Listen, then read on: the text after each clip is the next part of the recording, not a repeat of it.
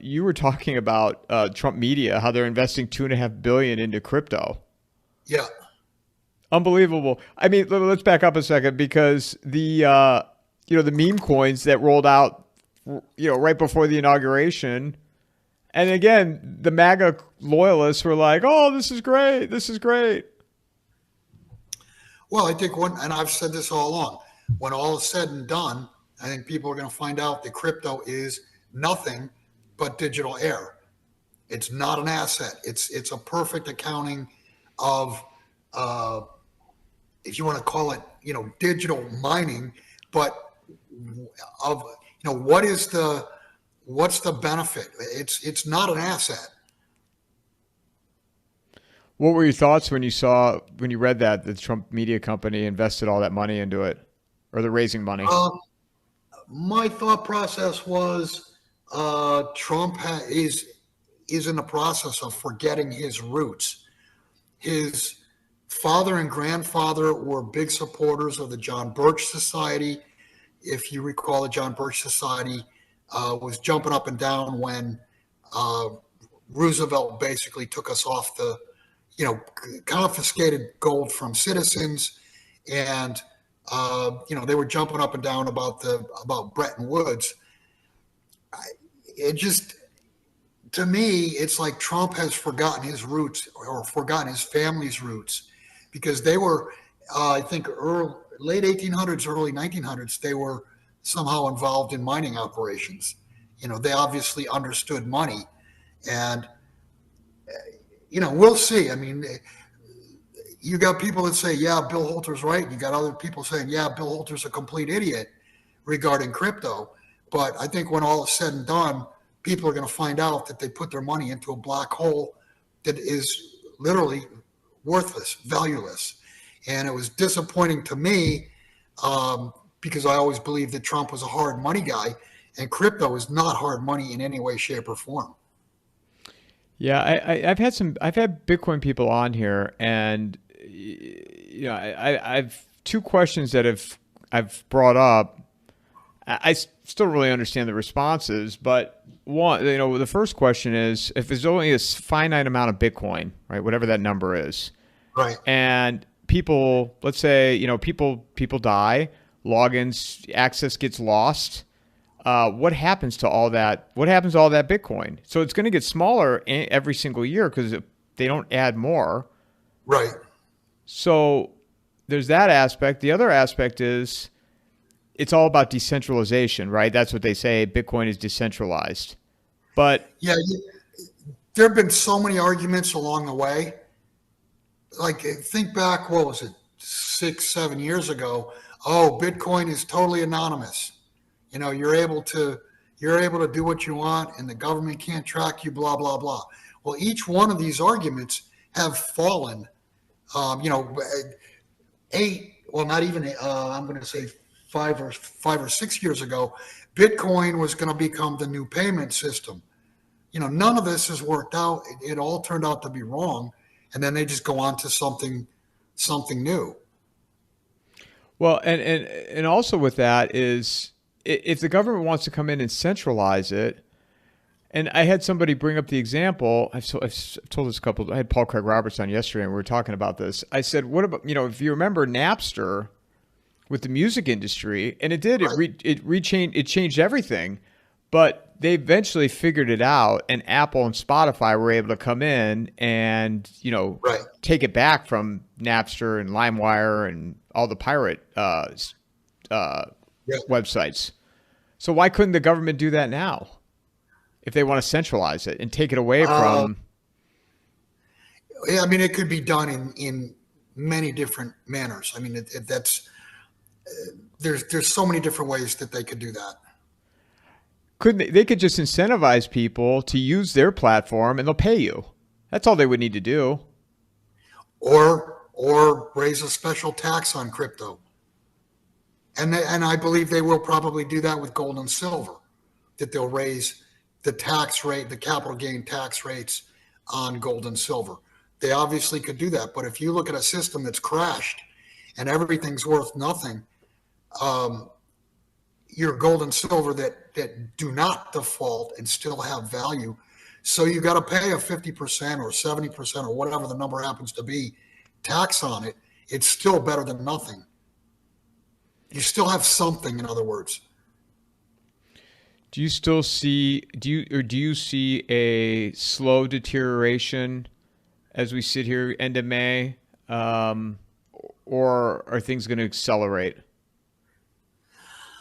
Well, obviously things are going to accelerate at some point, and I think the Achilles heel, and I've talked about this for years and years, the Achilles heel is that this system is built upon credit as opposed to a hard foundation of real money.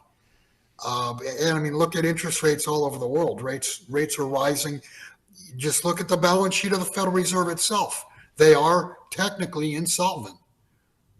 They have a negative net worth because the bonds they hold have dropped so much in value. It's wiped out their equity position. I think their actual net worth is worse than negative $150 billion now. Yeah, and you look at all the way down to the consumer, the buy now, pay later, which I mean, thank God for the show because I'm learning about this. People are buy now, pay later for Grubhub. Right. Yeah, they're eating off of buy now and pay later. What could possibly go wrong?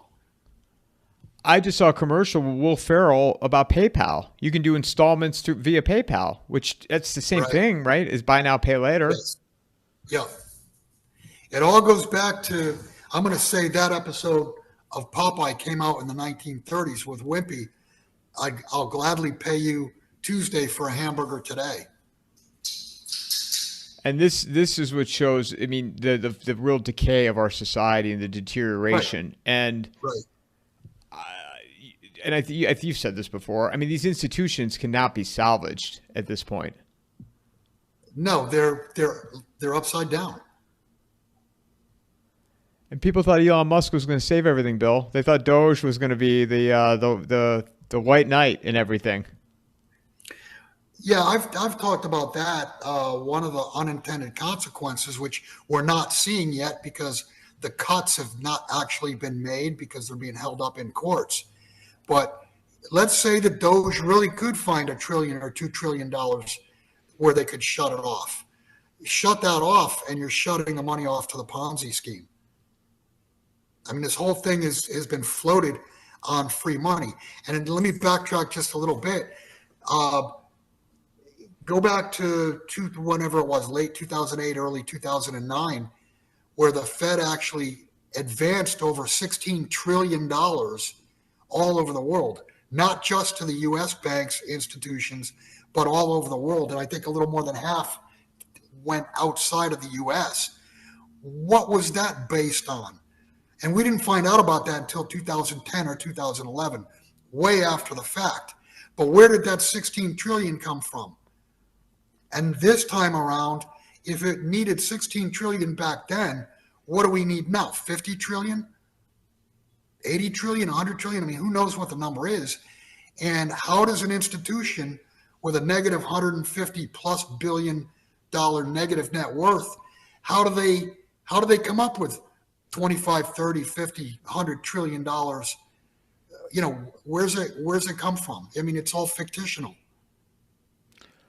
What is that why Russia, China, and some of the other BRICS countries are recognizing that the dollar is not the future any longer? That is exactly why there is a BRICS union.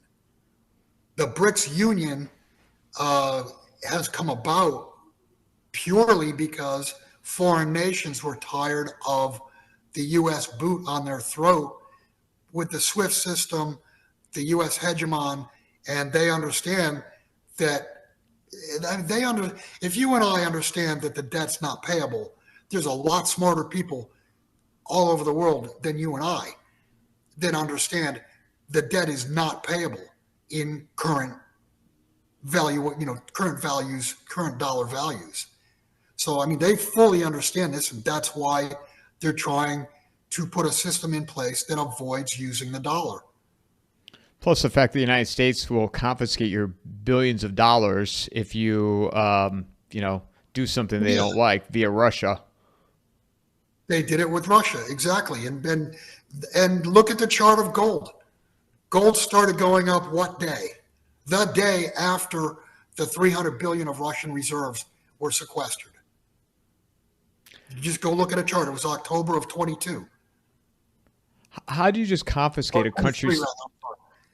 how do you just confiscate a country's $300 billion in dollars and just take it from them and think there's not going to be any type of, you know, consequence for that? Well, they just did it. They just did it. They said, we make the rules, and that's fine. I mean, they were able to do that, but now there's repercussions to that, and the repercussions are foreign nations don't want to use the dollars that they were using in the past because now you've scared the entire world.